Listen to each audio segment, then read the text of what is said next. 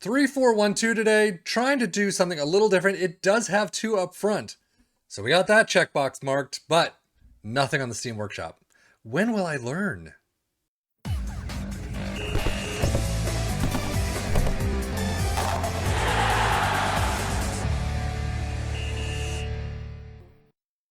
Getting straight into the tactic itself, as you can see, it is something a little bit different today. You got 3 in back, 4 in the midfield DM roles with wingbacks, and then 3 up front attacking the crap out of the goalkeeper.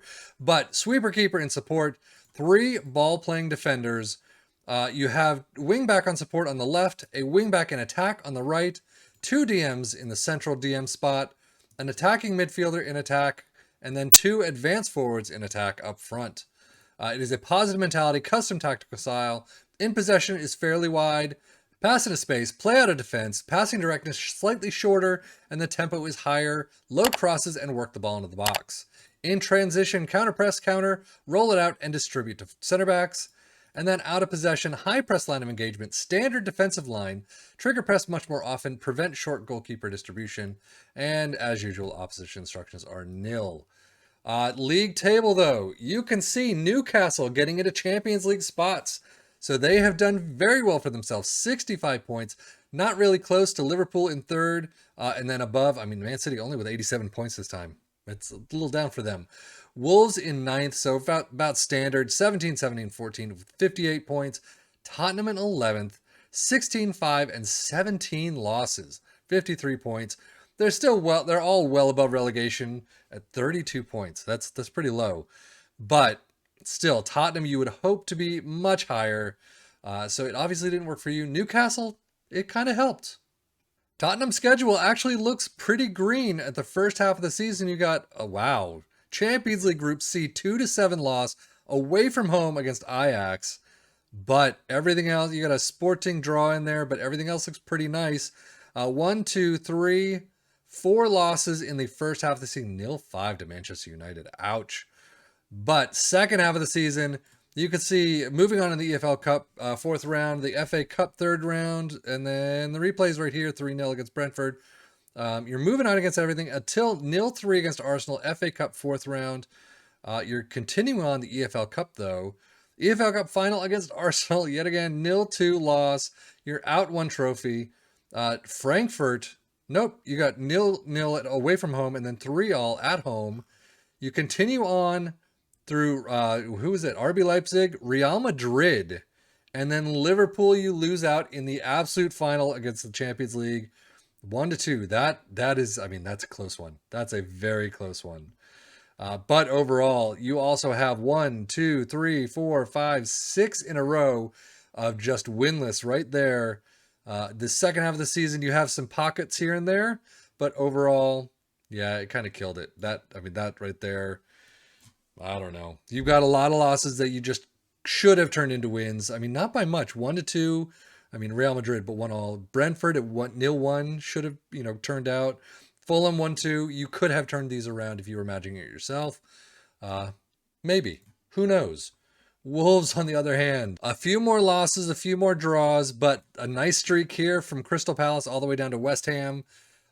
Some nice, you're missing out immediately against Leeds, 0-0 penalties, EFL Cup 2nd round. But then you start the second half of the season, Man City, Aston Villa, 1-5. 0-2 against Fulham. But you're moving on into the FA Cup 3rd and 4th round. You are moving to the 5th round. FA Cup quarterfinals, you lose out against Manchester United. But again, pockets of just bad, pockets of great from, this Preston match all the way down to Tottenham 3-1. You're doing fairly well, and then all of a sudden you kind of blow it out.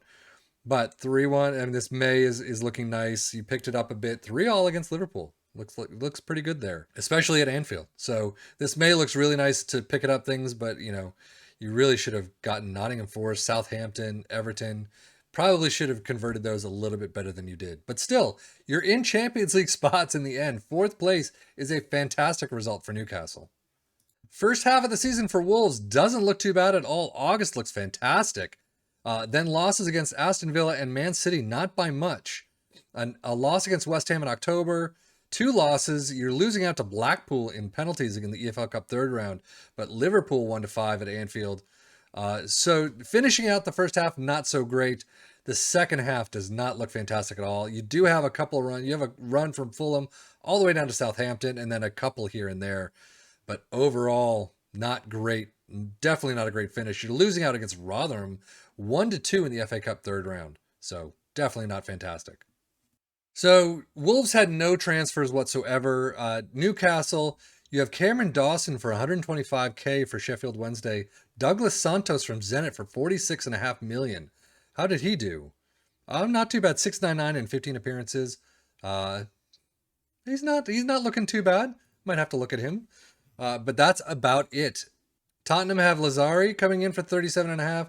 Stefan de Verge, 8 million, and then Guido Rodriguez from Betis for 22 million.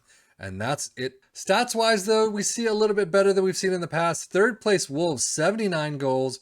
Newcastle was 75. Tottenham was 63. Fewest shots, Tottenham with 47 against. Most dribbles made. All three teams, Newcastle, Tottenham, and Wolves, are in the list, putting in some attacking efforts as well. Fewest conceded, nobody. Most shutouts, Tottenham with 11 for Lloris, I'm going to assume. Most tackles won. All three teams make this list as well. So not only are they putting some attacking efforts in, they're putting some defensive efforts in. 889 for Newcastle. So it's good to see some defensive in there. Most shots for Wolves with 617, Newcastle with 566, and Tottenham with 533. And most points per game, Newcastle in fourth, as you would expect. Most goals, Holland with 43. Jeez. Raul Jimenez, 23, so pretty average. Isaac with 20, so fairly average for those two. Most assists, absolutely nobody. Most player of the match awards, Isaac with 9, so he's picked it up a little bit here and there. Most dribbles made, there you go. Trippier with 125. Fewest conceded, nope. Most shutouts, there you go. Lloris with 13. Most tackles won. Target with Matthew Target with Newcastle with 109. Key passes, Trippier and Moutinho both up there with 146 and 121 apiece. So it's nice to see some of those stats in there. Most shots, Jimenez and Isaac, as you would expect, both on 98, funny enough.